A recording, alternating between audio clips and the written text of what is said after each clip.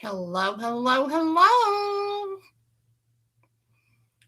Who's with me?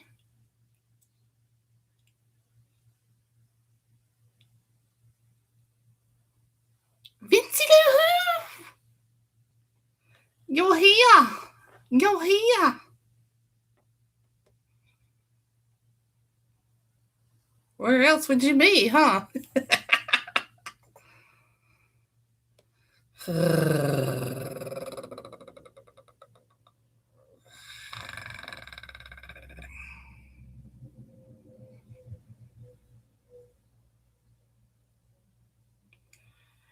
Yay! Somebody else is here. Who else is here? Say hi. Say hi.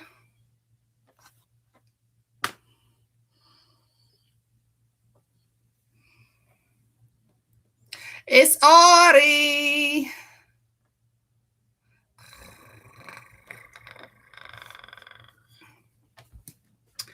I can purr all night, sister.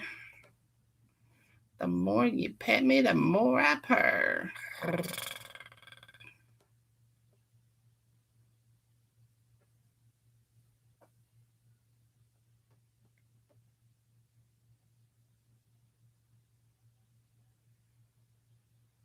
Dang.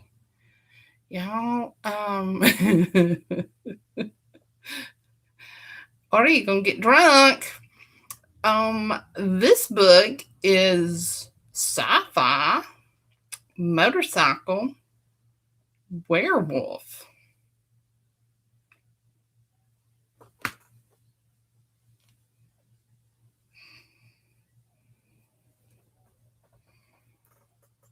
And I am probably going to mispronounce all kinds of names tonight.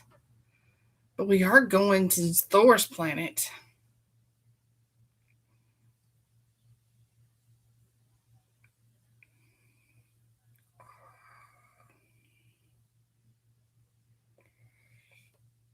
Now, if she just had some MMF in this, it'd be pretty good. About perfect, wouldn't it, girls? Yeah. Woo! Oh, y'all, this week is worn my ass out. I am tuckered out. Where's Jackie?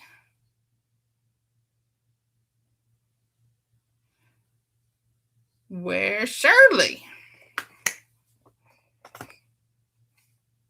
Where's Gothic Mom's been? Where's Tiffany been? Or Anna, or whatever her name is. Where's she been? I don't know where Candi and Sarah's at. You two are the only ones here. Besides me. We can just have our own little girl party. We okay with that?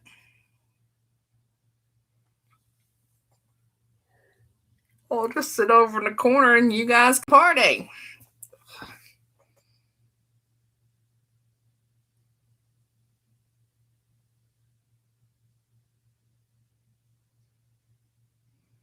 I love this picture of Scott King, but I don't like his hair in it.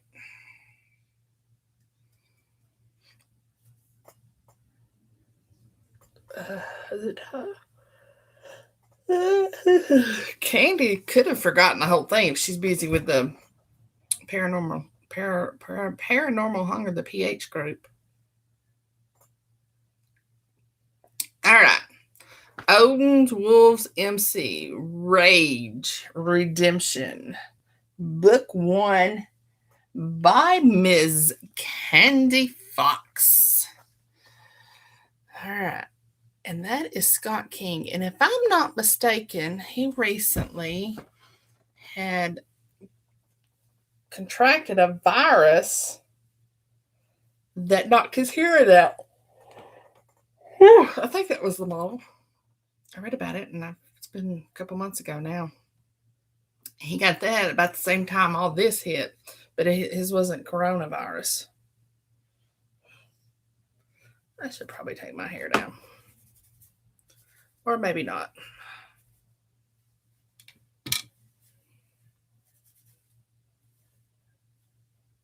Now there's you a hot mess, girls. Hot mess indeed.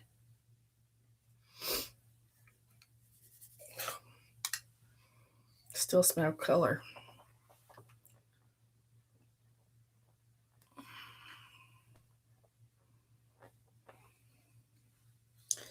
And righty. Y'all ready? This book contains violence, spousal abuse, and attempted rape. So there's your trigger warning.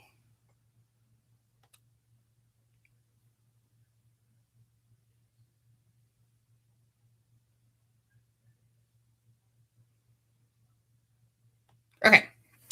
So, prologue. Eons ago, Odin scoured the 9 planets to find the fiercest warriors. He found them on Midgard. The goddess Gaia created a special breed of guardians. She called them werewolves. Gaia drew on the essence of wolf and man, creating the first shifter race. Odin longed to possess them for his own, and after years of bargaining,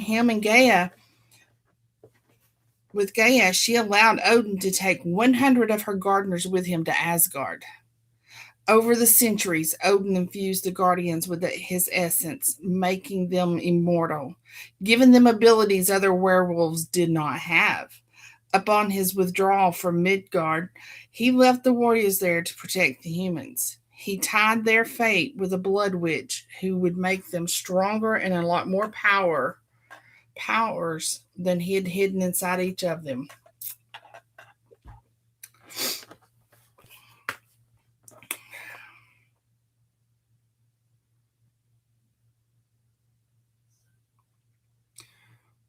Chapter 1, Rage. Dead bodies lay strewn all around him, some missing limbs, others disemboweled. Blood covered his well-muscled body from head to toe. Too much of it belonged to him. With all the venom running through his bloodstream, he'd never be able to heal in time. It took precious time he didn't have to dig his phone out of his pocket. His hands, slippery with blood, made it hard to get a purchase on the phone. He blinked the blood out of his eyes as he dialed the devil himself. Thank Odin, he picked up. Devil, it's Rage. I need your help. I'm behind the barn. The phone slipped out of his hand as the world around him faded to black. Devil, it's... I'm trying to get that he's dying sound. Devil, it's Rage. I need your help. I'm behind the barn. There we go. That sounded better, didn't it? Jameson Lang, known to his brothers as Rage, opened his eyes, gritting his teeth against the pain. One of the few downsides of being a shifter was having metabolism too fast for pain meds to be of any use. Bones knitting back together hurt like a motherfucker. One of those twisted motherfuckers had cracked his skull at some point during the fight. 6 of them attacked him behind his barn with no warnings. Fuck. He hadn't realized any of those sons of bitches stayed around. He and his brothers thought they had put the last one in the ground over a decade ago. Upon examining his body, he saw traces of the twisted's black blood all over him. The nasty, black, sticky shit smelled like rotting meat. As soon as he could get up, he planned on scrubbing his body until all the hot water ran out of the tank of the exceptionally large water heating system. Rage looked around for months before he finally settled on the green system. Then he paid a witch to cast a low-level magic spell to heat the water and conserve energy. He glanced out the nearest window. Early morning sunlight streamed through the windows of his bedroom. He wondered how long he'd been out for. Devil must have called Cedar. Is it Cider or Cedar? I'm going with Cider. Another one of the brothers. Cider, skilled in the art of healing. In fact, he was one of the few still alive that knows the old ways. one of the fewer still with the ability to craft the antidote for twisted venom. Unfortunately, the antidote only worked on Odin's wolves. Other shifters, unfortunate enough to get an overdose, died a very painful death. The sound of a door opening brought him immediately out of his thoughts and on high alert. Rage raised his head slightly as he drew a deep breath, scenting the air around the door. He sent a devil and cider before either brother opened the door. He laid back in bed, awaiting for his brothers. Devil came in first, his dark head peeking slightly around the door, a dopey grin on his mug. Arms raised in mock surrender. Devil said, "Don't shoot, I'm just the messenger." Rage laughed loudly before growling, "Get in here, dickhead, and bring both brother Cider with you." His brothers were different. Devil, James chose a more mainstream appearance. His beard was much shorter than many of his Norse brothers. Devil had lightly tanned skin, no sun needed, and thick dark brown hair. Rage rubbed his closely shorn locks with a bit of envy. Smirking, he remembered one of the kiddies, girls that hung around him and his brothers. In a near swoon, she said, "Devil had the most heavenly blue eyes and dimples to die for." The stupid girl had gone on to spew about his brother, including his physical measurements. 5'10", 185 pounds. Had this nutter stalked him to the gym or measured him in his sleep? At least he had been able to get away from her before he knew the size of his brother's junk. He'd nearly puked up his porterhouse. Cider, whose real name is Magnus Eriksson, stood taller with broader shoulders. At 6'7", he weighed 275 pounds, and no, that extra 5 pounds is not fat. It's all muscle. Unlike Devil, Cider chose to keep a look closer to their heritage. His long, dark, blonde hair was pulled back, revealing closely shorn skin. One side is completely taken up by a tribal tattoo that represented his birth family. Cider's tribe dated back over 2,000 years. In the more than half a millennial of years he had known this brother, they'd shared thousands of pints of ale and even more stories. Cider remained quiet, reserved, often solemn. His soft blue-gray eyes held an endless amount of compassion. He'd once seen his friend piece together a broken porcelain doll for a young girl. She'd cried for hours when the doll toppled to the hard floor and shattered into 100 pieces.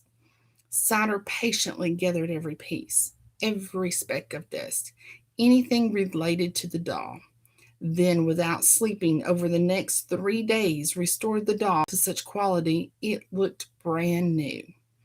In contrast, he'd known Devil for nearly 230 years. The Devil, still a kid compared to some of his brothers, was brash and young at heart, quick to smile and difficult to anger. Once angered, though, step out of his way. Rage was one of the few able to outfight Devil. He had to be in a frenzy to do it. Rage, what is this? Looks funky tonight. There we go. That looks better. Rage pushed the thought from his mind. He didn't like to think about the frenzy. He had no control of his actions when it overtook him. He couldn't tell friend from foe. Once he saw red, he didn't stop until he became incapacitated in some way. It's how he took down the attackers after they ambushed him, pumping him full of enough twisted venom, the only substance that one of his kind couldn't really heal rapidly from, to take down at least two of his brothers, possibly more. The limits of his frenzy had not been reached. He'd come awfully close earlier, remarkably close. Cider leaned in closely to look at his friend's complexion before taking his wrist and checking his pulse. He looked more like someone had dressed a Viking in jeans and a t-shirt than he did a healer with not one, but many doctorates he'd received over the years. You're doing much better. When you are up to it, you can wash the enemy off. I'll get one of the kiddies to make you some breakfast. I asked a few of them to take turns looking after you. How long have I been out? 2 days. Luckily, you didn't take any more venom after the frenzy wore off. How long were you in frenzy? Not that long, I think. Once I snapped, it didn't take me long to go through all of them. Did you send a cleanup crew? Devil did. He also called the Blade. We're having church as soon as you're up to it. He's put a call out for all the others. Rage nodded his head. Give me a couple of hours and I'll be ready for church. If Carly is here, ask her to make my usual and send her in after she's done with the cooking in case I need help. Carly looked a little bit like Nigella Lawson, that TV chef whose accent made him want to bend her over and fuck her until she couldn't walk anymore. His dick got hard just thinking about it. Carly didn't have Nigella's accent, but she'd had everything else. Long dark hair, dark eyes, petite yet curvy with a generous mouth. Carly, a widow, possessed a quality many others did not. She could listen to hear what someone said beyond the words. The attractive woman in her mid-50s not only knew how to listen, but she also understood when to shut the fuck up. Most importantly, she didn't get jealous or attached. He learned early on not to pry on her private business. If she wanted you to know something, she'd tell you. Rage learned long ago not to piss off a powerful woman. Prying into her business was the quickest way to make her angry. After Cider left, Devil only stuck around long enough to make sure his brother had everything he needed. Chapter 2. Desiree. She nearly collided with a group of bikes parked around the back of Ghost Horse Brewery. The brakes on her car were shot to hell. She was going to be late if she didn't get her ass inside right this minute, and she still wasn't sure about the woman who was watching her 2-year-old son, Jasper. Desiree made a mad dash to the back door and into the employee lounge, signing in just in time. Whew, that was close. She needed this job. Being late on the first day would not impress her new boss. The man was intimidating as it was. She'd hate to see him pissed off. She grabbed the mini tablet from her locker along with a stylus and headed to her section. Normally, she would have shadowed another employee, but the flu hit the staff hard. She'd be on her own tonight with only an hour training a couple of days ago. You can do this, Desiree. She headed out to the bar and signed into the ordering system before checking out her section. They were already seating tables in her section. Hustling, she was able to bring drinks and take orders for the 2 tables that were already seated before a third showed up. She would be covering 10 tables tonight. Thankfully, she'd wore a pair of her favorite Doc Martens. This pair was made from denim to match the jumper she wore. The acid-wash denim jumper barely covered her ass. Desiree had worn a pair of dark blue boy shorts underneath just to be safe. The blue and white pinstripe shirt made the outfit look cute, innocent, and sexy at the same time. The jumper straps were buttoned in the front like a pair of overalls. She slid one of the straps down earlier. It kept falling. She finally just removed one strap and left it that way. Although she wasn't crazy about the brewery's uniform, at least they had several choices and styles. She could have worn the Daisy Dukes or the skin-tight jeans with rips. She'd chosen the jumper for comfort and the pockets. The lovely denim dress-like apparel had a total of 5 pockets. Pockets were a waitress's best friend. Pens, chains, straws, even room for her lip gloss. Desiree's unique looks were both a blessing and a curse. Her father was a Crow Indian, and her mother was a Norwegian. Desiree's red bronze skin and deep chestnut hair set off her sky blue eyes. She plaited her thick, dark hair into twin braids to keep it out of the way. At 5'7", she was an average height for a woman. She exercised daily, and when she couldn't afford a gym, she would use whatever was handy to work out with. Improvise. That was her motto. Don't let anything stop you from what you want. Working out paid off. She was successfully serving 10 tables tonight. The boss was nowhere to be seen. When Desiree walked to the bar to pick up drinks for a table, she asked the bartender, whose name tag read Capone, where the boss was. He had an unexpected meeting. Should be here shortly. Why? Are you looking to hook up with the boss, ma'am? He looked at her name tag. Your name's Desiree? He said it as if like the word desire. Your name's Desire? Her name was spelled the same, but it was pronounced Desiree. Desiree stared daggers at the bartender. It's my first day on the job. Mr. Armstrong was supposed to be here. It was just a question. Don't be an ass. My name sounds like Desiree, not Desire. With that, she took the drinks, spun on her heel, and left, carrying the drinks to her waiting tables. She worked from 4:30 until 9 before she had a chance to breathe and take her break. She stepped outside into the cool night air. Late December in Oklahoma wasn't as cold as Montana. Desiree grew up on a Crow reservation in Montana. She missed the snow. Never in her life did she think that would be possible. More than anything, she missed her family. Desiree leaned against the side of the building, enjoying the feeling of the cool air. Goosebumps appeared on her arms after the wind picked up and started blowing mercilessly. Oklahoma, the musical, wasn't kidding when they sang, When the Winds Come Sweeping Down the Plains. Chilled, she went inside early, grabbing a glass of sweet tea and enjoying the rest of the time in the employee break room. By the time she was finished with her break, her tables were filled up again. The Ghost Horse Brewery was open until 2 a.m. The full menu was served until midnight, with last orders being placed at 11:45. From midnight until 1:45, a bar menu was served.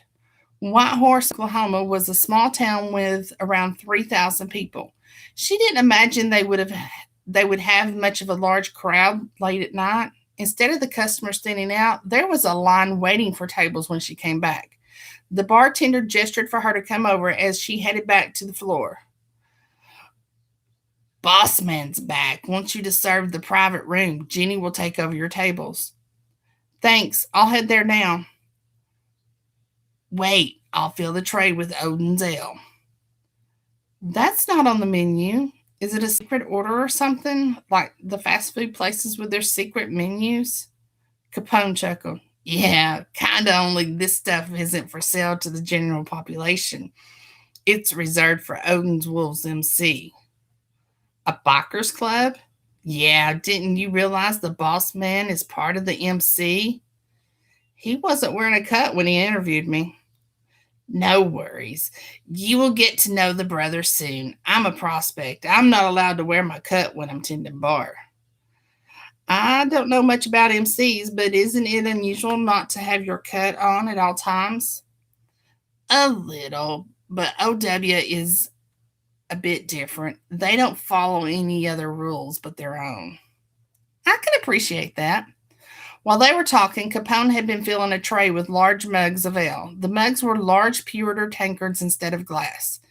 They also weighed a ton. That's what I was thinking when she said pewter. 10 points for working out. Her muscles were straining by the time she made it to the private room through the busy restaurant. Desiree used her foot to push the door open so she could balance the heavy tray with both hands to give her muscles a brief reprieve.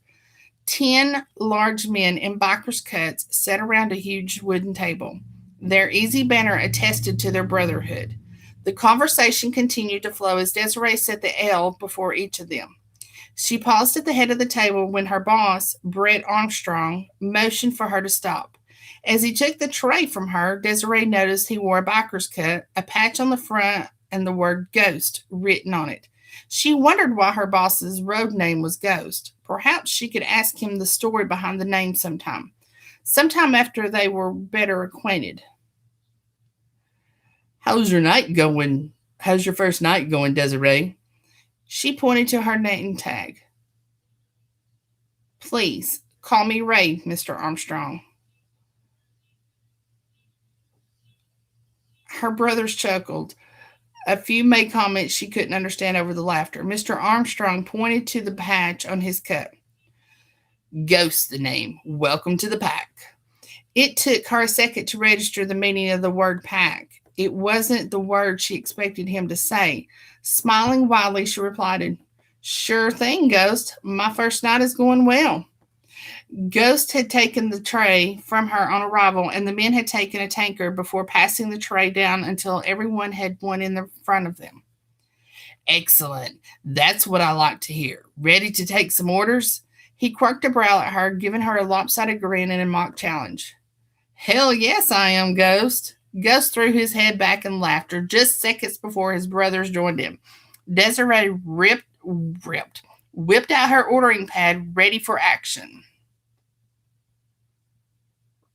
Jackie showed up. Yay, Jackie! My new best friend. I'm trading you, Ori. Rage was ready to kick back for some good grub and better ale with his brothers. After church, they all headed to Ghost's place, the Ghost Horse Brewery. The hair on the back of his neck stood up as soon as the waitress entered the room. He watched her, his wolf staring as she walked to the head of the table where Ghost sat. It was his place after all. The Prez wasn't here, and Blade, the VP, didn't give a fuck who sat where. If he got good grub, good ale, and possibly some pussy later, he was chill as fuck. Rage listened to the exchange between his brother and the waitress. Ray made his cock stiff. He imagined her on her knees in front of him.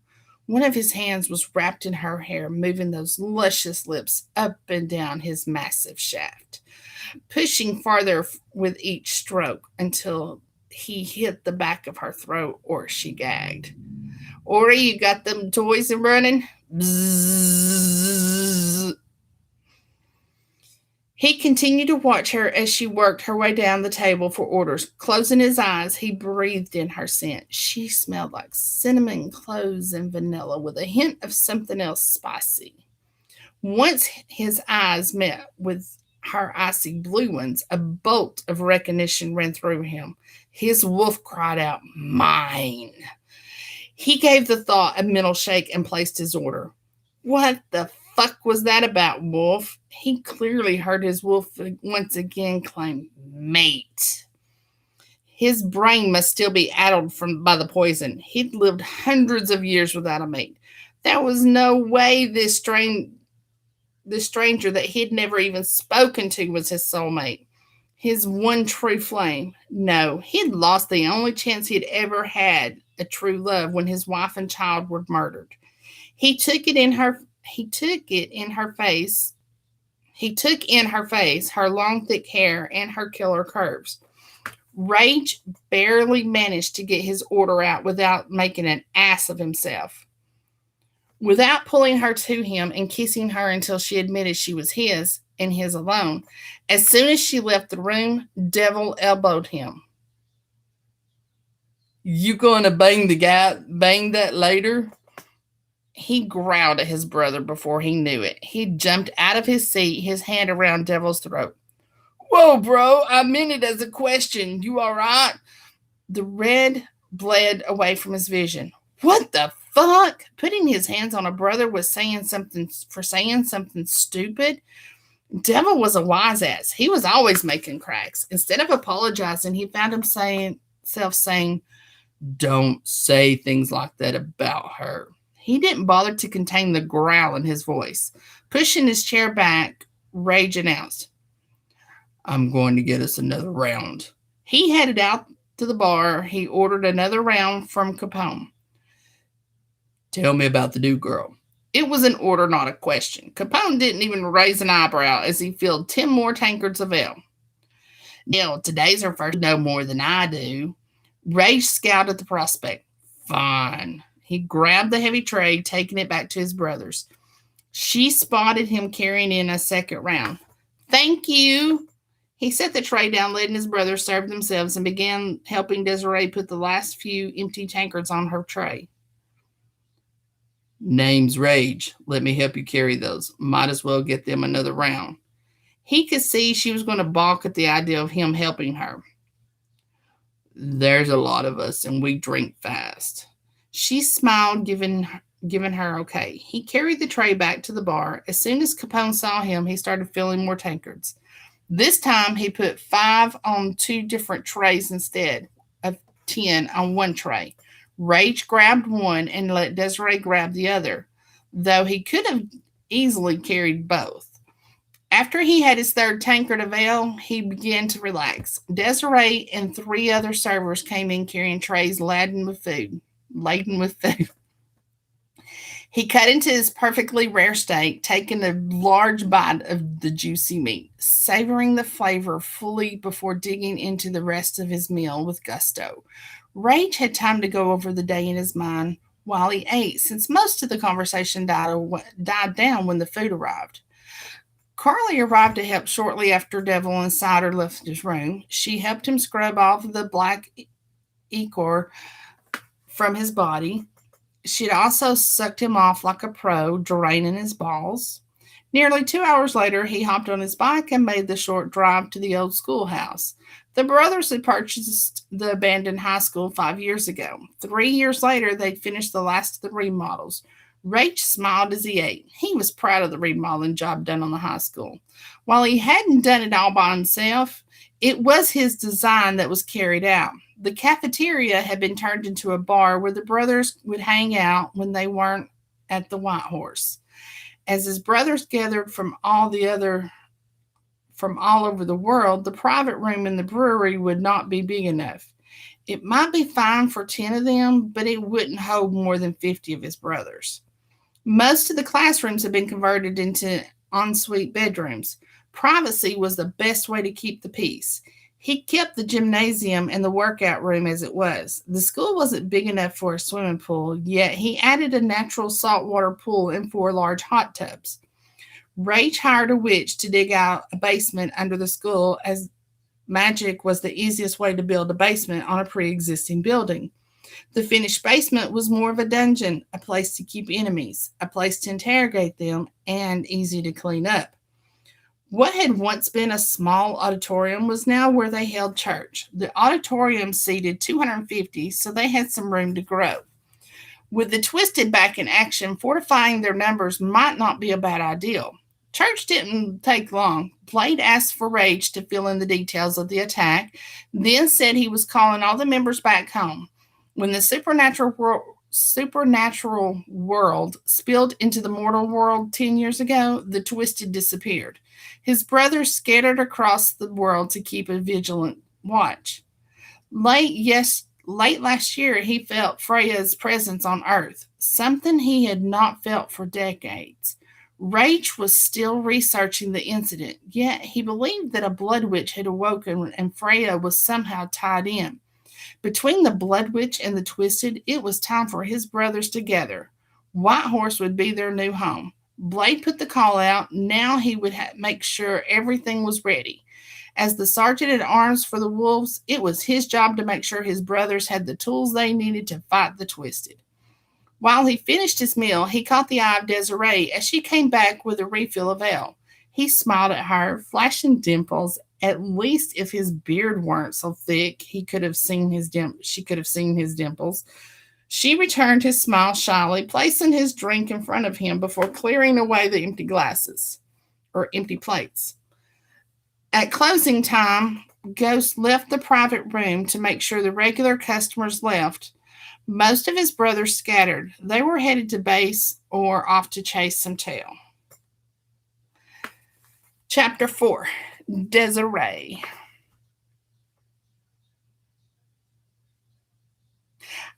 Ori, I do love you, but Jackie helped me figure out how to send books around the world from Amazon. So, yeah, that. She was bone tired by closing time. The private room needed to be cleared and cleaned. Then she could go pick up her little man. It wasn't ideal picking him up in the middle of the night, but she had been unable to find someone to watch him at her house. Hopefully, she would rectify that situation. The sooner, the better. One of her boss's friends stayed around to help her clean up. She told him she could manage, but he insisted. Desiree was too tired to argue. Besides, he was easy on the eyes. He was tall, around 6'5", with massive shoulders. The black t-shirt he wore clung to him, yet it wasn't skin tight. The leather cut over the tee just made him look badass. He kept his head shaved close with just a small amount of growth. I bet it's soft to the touch, she mused. His beard was dark, full, and well-groomed. The skin-tight jeans left nothing to the imagination, and it looked like he was commando. She could see the outline of his manhood as he moved in front of her, loading dishes. As she cleared the table, she collected the tips. She wouldn't count them here, not in front of the boss's friend. She folded the money and stuck it in one of the many pockets of her jumper. Desiree was just about to introduce herself to Mr. Studley when Ghost came in asking him to go to the office. Shrugging, she finished cleaning. Signing out for the day, she was happy to be headed home. The place was nearly deserted. Capone appeared to be the only staff member left. She waved goodbye to him before gathering her keys and purse from her locker. Shrugging on the light jacket she remembered to snag heading on her way out the door earlier, she zipped it up before heading out into the chilly night. The temperature had dropped several degrees and the parking lot was icy. It must have rained or misted sometime in between her break and now. She slid across the parking lot, bumping into her car before dropping her keys. Desiree was bending down to pick them up when someone grabbed her from behind. A hand immediately went over her mouth. She panicked for a few seconds before her instincts kicked in. All at once, she threw her head back, catching her attacker in the nose. Whoever had her loosened their grip enough for her to use her boots to stomp on their instep and throw an elbow into their solar plexus. The assailant loosened his grip enough that she got loose. Running for the back door of the brewery, she screamed, trying to draw attention. Reaching the back door, Desiree desperately turned the handle. The door was locked. She pounded on it a few times before rough hands once again grabbed her. As the hand went to cover her mouth this time, she bit it. She heard cursing before the pain slammed into her face. Whomever she bit just doubled up their fist and slammed their ham-like fist into the side of her head.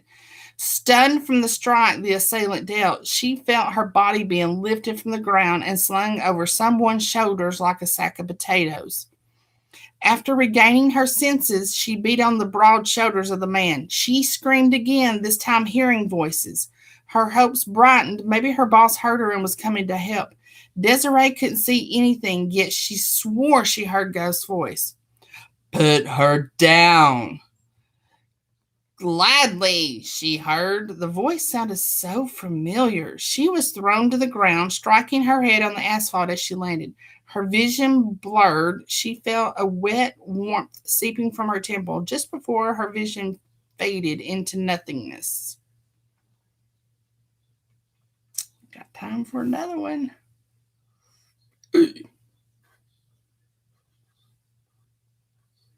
Okay, chapter 5, Rage.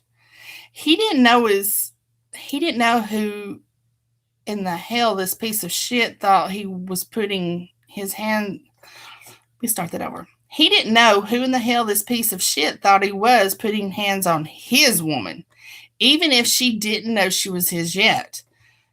"Hey, buddy, what the fuck do you think you're doing? I'm going to rip your nuts off and shove them down your throat for touching her." The guy sneered. "You and whose army, asswipe? I'm going to make you eat those words. Look, you even brought your little friends to help you. Come on, motherfuckers, I'll take you all down." Devil and Ghost chuckled. Ghost patted Rage on the back before looking at the guy and shaking his head. You are one dumb son of a bitch." Rage smiled at the man charging into him. This was going to be fun. Devil, see to Desiree. The idiot went after Devil as he approached Desiree. Don't touch her. She's mine. Oh, the motherfucker had gone too far. Rage growled, rushing him. He tackled him to the ground, surprised when the guy wiggled out from underneath him. He was stronger and faster than he looked. Rage drew in a deep breath. Wolf? The guy's a wolf shifter? No wonder he was so cocky. His stupid ass was in for a world of hurt and a hell of a surprise. He wondered why the idiot hadn't bothered to send them. He was either newly changed or just dumb. Rage bet it was a combination of both. He quickly got to his feet, having successfully pulled the attention away from Desiree. The man began to shift into combat form. Half man, half beast, 10 feet tall. All claws, teeth, and fur. Rage could have taken him out while he shifted, but he wasn't done playing with him yet. He tasted Desiree's fear as soon as he was outside. Between that and the bruises blooming on her face, this guy was going to pay. Rage could have shifted as well, but he didn't need to. Not yet, anyway. The asshole missed Devil taking Desiree inside. What a douche. Hurry up, asshead. I don't have all night for you to become furry. The man growled, launching his body at Rage. Rage sidestepped the maneuver easily. He grabbed a hold of his shoulder, slinging him around before letting him go. He crashed into the side of the building with a thud and a yelp. Quickly, the shifter scrambled to his feet, charging him. Rage used the wolf's momentum against him, grabbing him and throwing him several feet away. The douchebag got to his feet again. You're dead, motherfucker. Once again, he charged at Rage. Rage shook his head. He was still playing with the asshole, toying with him, making him angry. He smiled as he drove his fist right between the shifter's eyes. The surprise and shock on the wolf's face were worth the pain in his side. Claws ripped through the side of his shirt as the asshole tried to grasp something on his way to the ground. Rage gritted his teeth. His healing abilities were slower than normal as his body finished processing the twisted venom. Still, he shook it off, grabbing the fallen shifter by the back of his head and slamming his face into the ground a few times. He kicked the asshole in the ribs a few times for good measure. Listen, you piece of shit. If you come anywhere near Desiree again, I'll skin you alive. Now get out of my sight before I decide your head would look good mounted on a bathroom wall in the biggest shithole I can find in Dallas. The man dragged himself up off the ground and scampered away like the coward he was. Rage watched him leave, not noting the make and model of the truck as well as the license plate. He wrote the number down in his phone. He'd give it to Mother later. Their tech guy, Mother, short for motherboard, would work his magic and find out who the asshat was. He was a techno mage, a brother from another mother, but a brother nonetheless. Once Rage could no longer hear Aswad's vehicle, he went inside, eager to check on Desiree. He followed her scent to Ghost's office, which was located on the other side of the employee lounge area. Desiree lay on a couch, her eyes still closed. A large knot was forming on her head where the asshole had hit her. If Rage had known that cocksucker had hurt her, he would have ripped his own arm off and beat him with it. He fought to stay in control, his vision bleeding to red. Rage let out an angry howl that bent his back from the force as it ripped from his throat.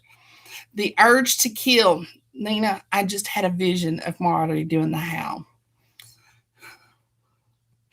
The urge to kill the one who hurt his mate overwhelmed his senses to the point he was losing control. He trembled with rage, fighting back the red tide that threatened everything. Right now, the only thing holding him back lay in front of him. If he slipped into a blind rage, he could hurt Desiree. It wouldn't be intentional, but his consciousness blacked out when the fury took control. Friend and foe alike needed to die. He wouldn't stop until he was dead or everything around him was dead. Fight it, rage. Fight it for your mate. You can't let the beast take over. Ghost, Devil, and Cider took 2 steps away from Rage, not in fear, but to give their brother his space. Their intention to ease some pressure away from his immediate area. Devlin spoke. His voice. Now I get a response from Candi. She's on slow time again, Nina. Devlin spoke, his voice firm, showing no fear, but soft and soothing. Brother, he's not here. Focus on your mate. She needs you right now. She needs you more than she needs him dead, at least at this moment. Cider spoke next, his voice low and rhythmic. The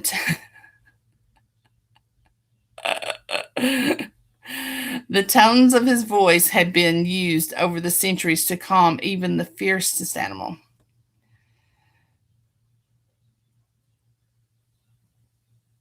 Take a few steps, brother. Deep breaths, my brother. I need to see if I can help your mate. You have to permit me to touch her. The words rattled around, filtering through his reddened vision. His mate. They all knew. His brothers already understood. Taking 3 deep breaths, letting each out slowly, his vision returned to normal. Brothers, please help my mate in whatever way is needed, and so it goes for all the pack. Rage just permitted all of his pack brothers to aid his mate at any time in anything that she needed. His pack, the wolves of Odin, fought together for centuries. In this, the brothers found a code of conduct would save them from fighting over the women that would come and go in their lives. Since finding another immortal to fall in love with was nigh impossible at the time, immortals were well hidden and feared to the point it would take decades to form a trustworthy relationship with one man who was previously unknown. During the decades, love, lust, and marriage intertwined with the lives of the wolves. Cider knelt beside Rage's mate, using his preternatural senses to listen to her heart, breathing, and other senses to detect for internal bleeding, his large hands gently examining the large knot on her head.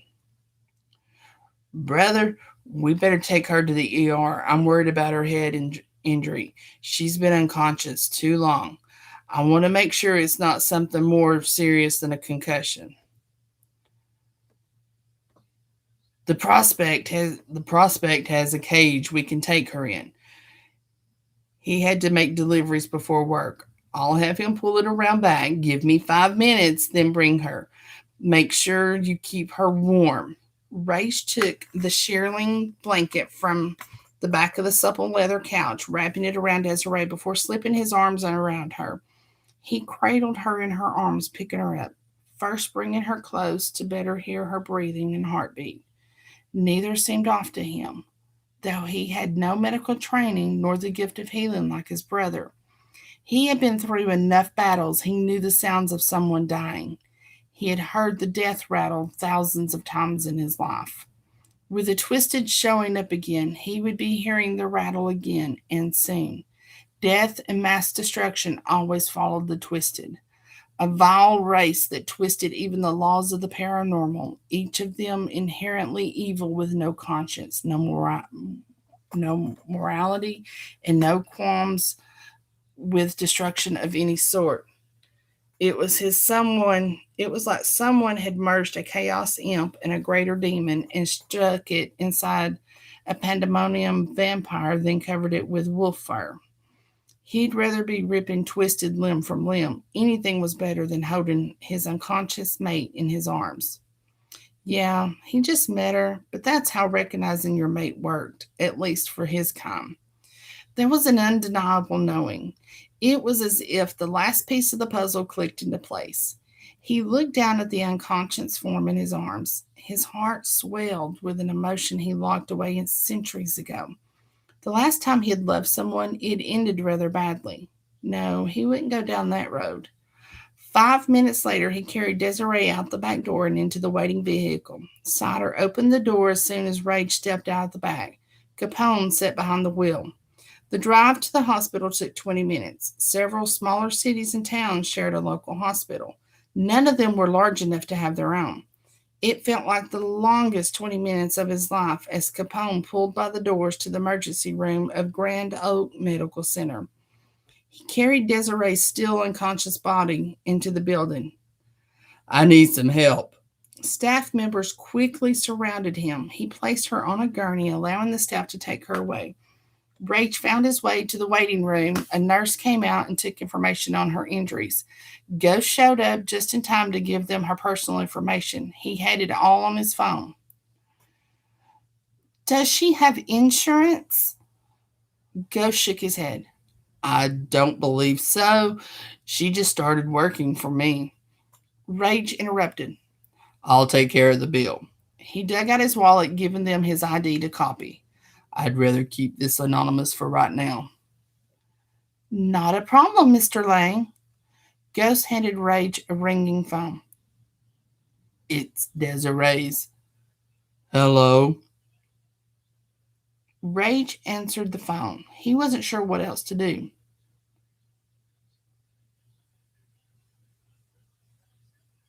Hello, Jamie. Is that you? Carly, why are you calling Desiree's phone? Carly's first statement spoke volumes about her trust in Rage. Rage, why do you have Desiree's phone? My Aunt Chloe is watching her little boy Jasper. She's late picking him up. Hearing the weariness in her friend's voice, he didn't speak during the silent pause.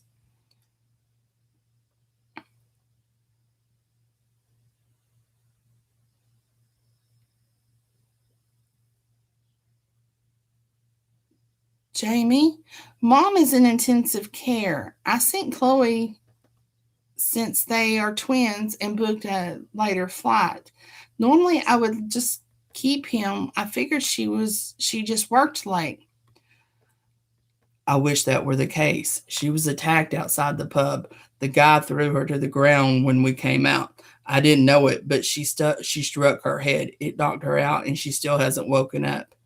Oh, fuck, hun. I'm sorry. Do you want me to stay here with Jasper? Thank you, Carly, but no, you need to go to your mom. I'll have Capone at your house in 20 minutes. Is that going to be soon enough? Yes, that will be fine, hun. I'll call a couple of kitties and send them to Drucker's. He will have everything they need. Plus, he won't bitch for getting up at this hour with a nice tip. Thanks, doll. Anytime. Where should I set up? My house. I'm going to need one of the kitties to go with me to her house later to get her some clothes.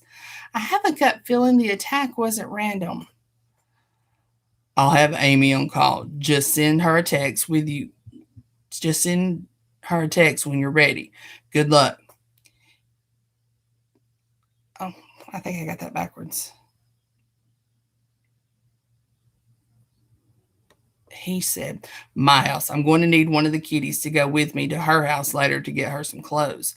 I'll have a gut feeling the attack wasn't random. I'll have Amy on call. Just send her a text when you're ready. Good luck. Keep me posted on your mom. Will do. Sider put his hand on Rage's shoulder. It will be at least 2 hours before we know anything. Go take care of things. Your mate will be thankful. All right, brother. I'll call you if anything changes. Okay. All right, my eyes are getting tired.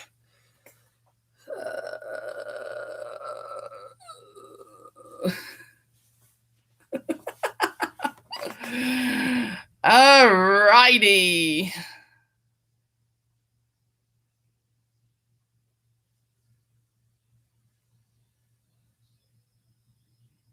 Oh, this is good. Cool.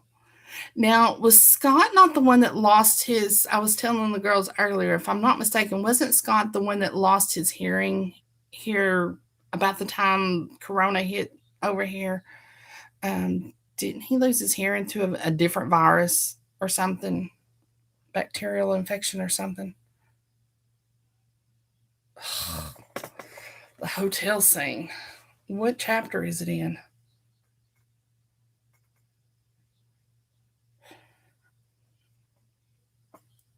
I could probably read it right quick. What chapter? Because your chapters aren't that long.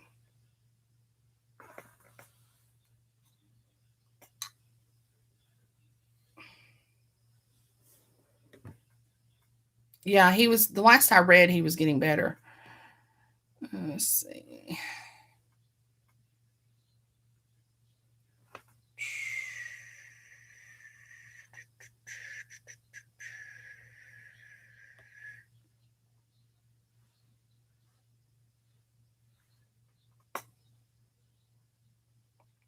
I'm looking.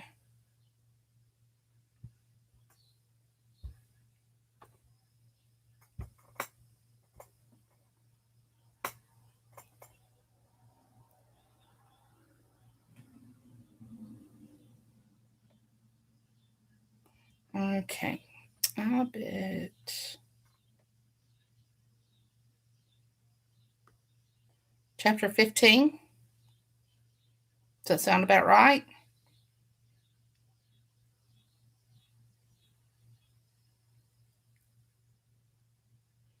12? Okay.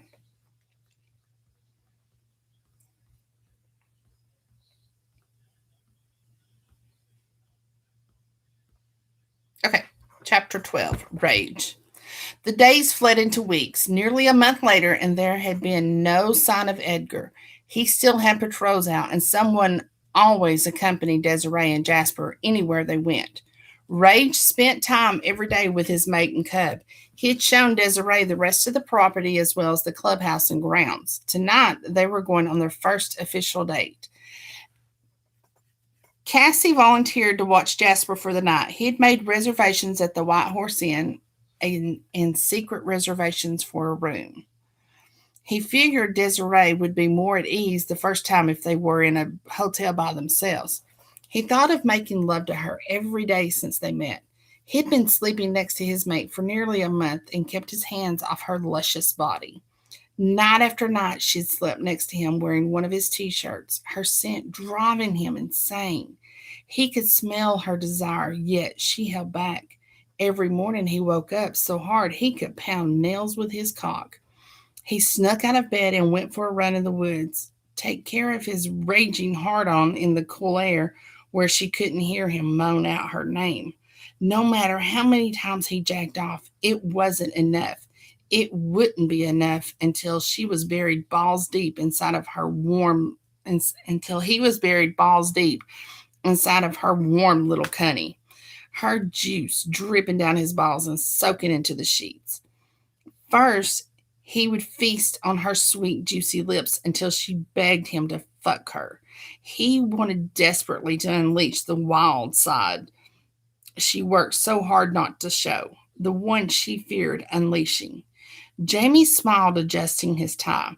His cut lay at the end of the bed, a sleek black sedan parked out front, ready for them to take on the date. He hated not riding his bike, yet he wanted the night to be special. He slid into his jacket, buttoning it before heading to the living room. Desiree should be coming down soon. She'd use his bedroom and bathroom while he used one of the guest rooms downstairs. His eyes slid to the top of the stairs when he heard his bedroom door open. Desiree stood at the top of the stairs. The black dress she wore hugged every curve. Her ample cleavage filled the low-cut dress. He wondered if her boobs were held in by magic. It clung to her ass, ending scant inches below it. Her tan legs looked as if they went on forever. The black 4-inch heels with ribbons around her ankles made his cock twitch.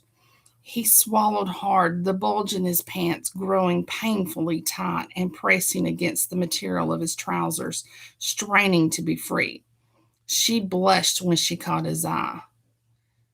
Jamie, you shaved. Do you like it? She walked over, her hand caressing the side of his face, which did nothing to ease his raging heart on. I've never owned anything this nice. Do I look all right? Baby, you look amazing. That dress. Wow. Just wow. He pulled her into his arms for a brief kiss. If he held her any longer, they wouldn't even make it out the door. Rage helped her into her new coat and out the door to the car. They held hands on the drive into town. Where are we going? I made reservations at the White Horse Inn. I hope you like it. I'm sure I'll love it. You look handsome all dressed up.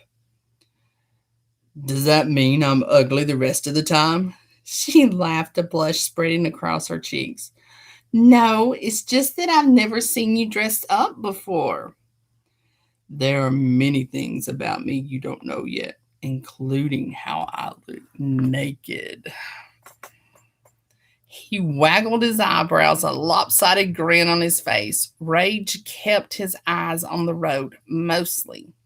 He stole glances at his mate when he could, his thumb rubbing the back of her hand. It had become a comforting action for both.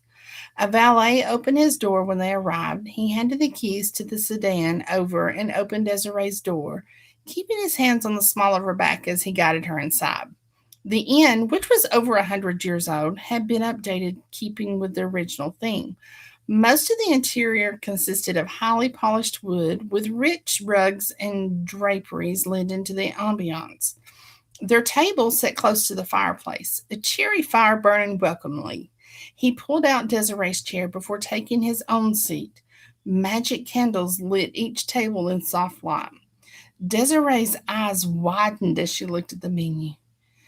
Jamie, let's go somewhere else. You've already spent enough on me. He chuckled. it I have it covered and then some. No need to worry. If you'd like, I can order for the two of us. Yes, please. I'd like that. Do you have any food allergies or things you won't eat? Not really. Their waitress, a stunning blonde with too much cleavage. Let's see. Oh, sorry. I'm trying to get some brighter light in here. I didn't realize it got this dark in here. There we go. Their waitress, a stunning blonde with too much cleavage showing in a short top black skirt, approached. Hi, I'm Susie, and I'll be waiting on you this evening. Can I get you started with something to drink and an appetizer? Her eyes were glued to Rage's broad shoulders. This suit did little to hide his powerful build. He reached across the table, taking Desiree's hand in his. Every evening I spend with this beautiful woman is a special event. Please bring us a bottle of your best champagne. For starters, we'd like the baked brie, duck sausage, and caviar for two. After we've had ample time to enjoy them, we'll take 2 bowls of French onion soup. Please put in our entree order after you bring us the soup. 2 house-cut prime rib dinners, both medium rare. I'll decide what we are having for dessert later. Also, bring the lady a glass of water with slices of lime and 2 fingers of your best bourbon for me. Desiree laughed as soon as the waitress walked away. I'm fairly certain she wants to order you as the entree. Too bad. I'm not on the menu for anyone but you. And after dinner, I plan on making you dessert. She smiled, a slow blush spreading across her cheeks, making her more attractive. He rubbed his thumb against the back of her hand. I'm not afraid to go after what I want. The waitress chose that time to deliver their drinks while another server brought a bottle of champagne on ice. A stunning young woman with bright green eyes and hair to match. Good evening. I hope both of you are enjoying your visit with us at the White Horse Inn. My name is Nikki. I'll be helping Susie out tonight. Nikki's smile lit up her eyes. Her infectious smile seemed to be directed at them as a couple versus either one of them individually. She poured each of them a glass of champagne, waiting for them to try it and give approval before she left. Don't hesitate to ask if you need anything at all. Thank you, Nikki. We'll do that. Desiree lowered her voice, waiting until Nikki was out of earshot. Do you think she's a jester? A jester? Rage nodded his head. If the energy I felt emanating from her is any indication, then yes, she's a powerful one. I wonder why she's working here. Jesters were new to the paranormal world. He couldn't recall running across any or even hearing of them before the shift. He didn't know much about them, except the majority seemed to work for the darker side of the paranormal world. They worked as assassins and enforcers. The world of crime syndicates before that much deadlier once became that much deadlier once everyone knew paranormals existed. Where once the mafia had other syndicates had assassins and enforcers, now those were mainly made up of vampires, werewolves, shifters, and things much darker than most could imagine. Nikki arrived with her food, bringing his mind back to the present. His mate's eyes grew wide at the assortment of food before them. I haven't tried any of these things before. A wicked smile curved the corners of Rage's sensual mouth. Allow me to help you out then. He moved his chair closer, gripping the fine mother of pearl spoon in one hand. He scooped out a small amount to try before making a toast for Desiree. The saltiness burst over his taste buds.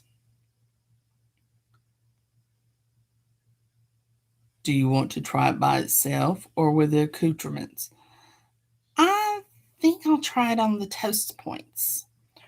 Rage took a toast point, spreading the edge with yeah, fraîche. I'm not good at these words, y'all. Before placing the roe on top and sprinkling it with red onion, rather than handing her the toast, he fed her a bite. He watched the expression on her face. It went from apprehensive to full pleasure. Rage could almost feel the roe popping delicately across her taste buds. This is amazing. I've been missing out. You don't have you don't have to anymore. I'll keep it stocked at the house if you like it that much. It's really good, Jamie. Thank you. No need to thank me. Rage dug into the other appetizers, taking the time to feed bites to Desiree before feeding himself. Americans miss so much by rushing through their food. Food, especially good food, is meant to be savored. He ate the food slowly, after all. He intended to enjoy dessert in many ways, hard and fast, slow and leisurely. On He'd fuck his mate all night long or until she begged for him to stop because she couldn't take it anymore. Desiree had a small smudge of blackberry coulis on the corner of her mouth. He started to wipe it away with his thumb.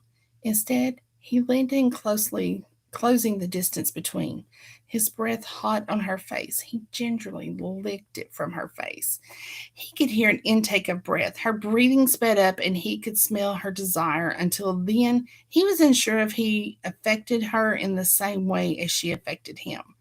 Smiling, he refilled their glasses before signaling Nikki to bring their next course.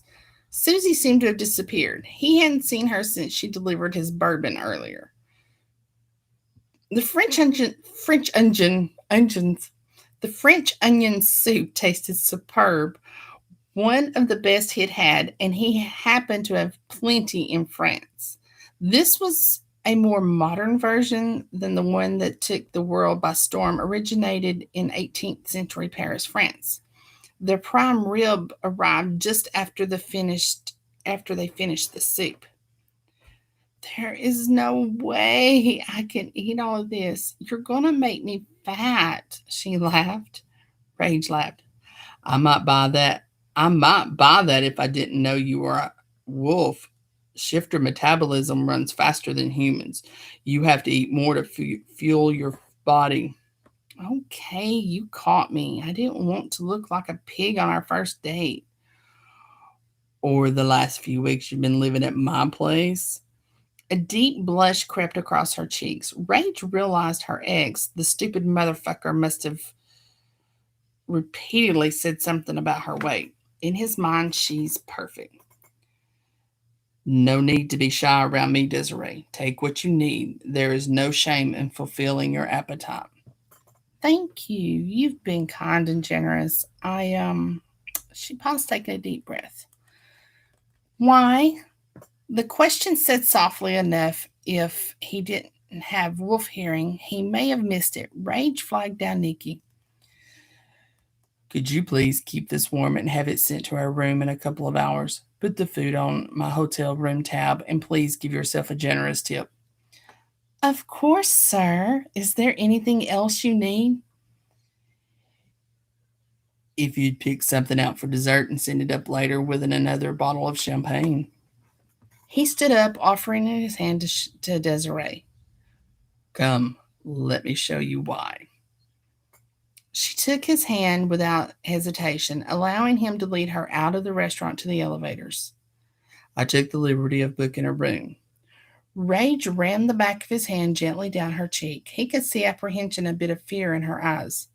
I won't ever do anything without your permission. All you need to do is stop me. Or, if you prefer, we can create a safe word.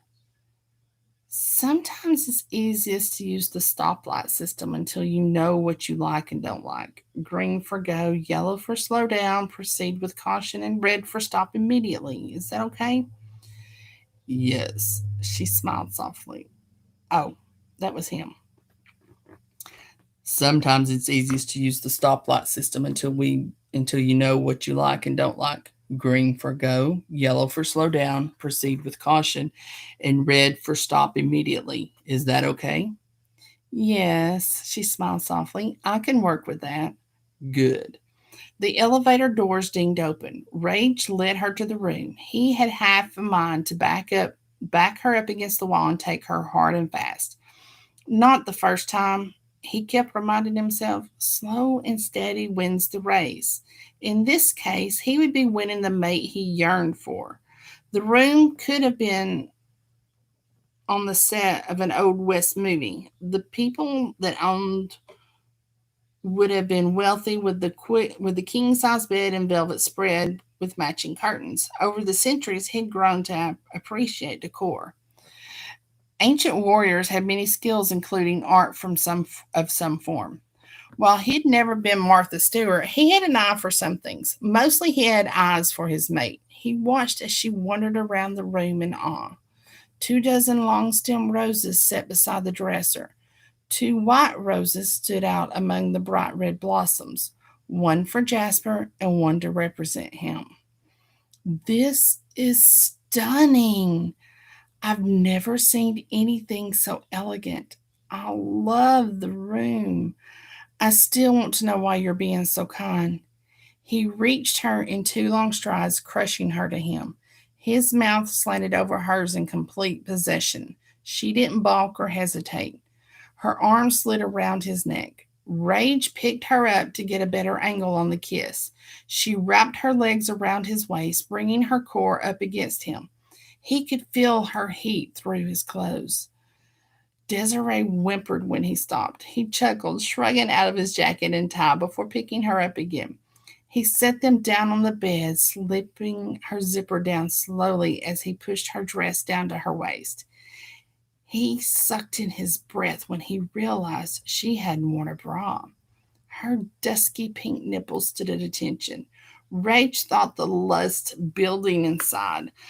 Before he could taste her further, he would seal their mating bond. Skin contact made it easier to seal the bond. The transition became smoother. One hand on the small of her back, he used the other to rip his shirt open. buttons and cloth alike rending under his strength. He brought her to him, pressing their chests together, his lips capturing hers gently. As the kiss deepened, he opened a psychic link between them. All alphas could communicate with their packs. His pack over the centuries developed a psychic bond between them. Though Omen led them as the club's prez, each member was an alpha in his own right. No one wolf in the pack thought to be more important than the other. The mating link worked for all pack members, though the alpha's bond happened on a deeper level. The bond needed to be experienced to be utterly understood. He opened the link, sending his energy through his mouth and into Desiree's. His senses began to tingle. A strong vibration rippled through his body before slowly pouring itself into hers. With a pop, the connection fully opened. Desiree pulled back immediately, her eyes wide open. Yellow, what was that? What just happened? Rage left one hand on the small of her back. The other caressed a bare arm. It's a bonding link. Didn't your family teach you about the mating call? Confusion and pain showing her eyes. Her eyes darted around the room before she cast her gaze downward. Deep sorrow emanating from her in waves crashing into him like tidal waves through the link. Let me draw a nice hot bubble bath. You take your time and come into the bathroom when you're ready. He set her down on the bed, gently kissing her forehead. With gentleness he'd forgotten he possessed, he wiped away an unformed tear before placing a kiss on her cheek. I'll give you some private time unless you want me to stay. She shook her head. Her heart broke a little, yet he was unwilling to push her, not after what she'd been through with her ex. He fought the urge to wrap her in his arms and hold her until all the hurt went away. Instead, he made his way into the bathroom and turned on the hot water. Whew, okay, I'm done. Sorry, no more.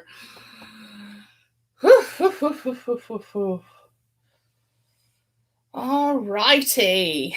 All right, girls, go get it, finish it, read it, leave a review. Booyah. How was that? You wore my ass out tonight, ladies. Oh my gosh, oh my gosh, oh my gosh. You know I can't resist MC books, girls. You know I would read the whole thing if I could.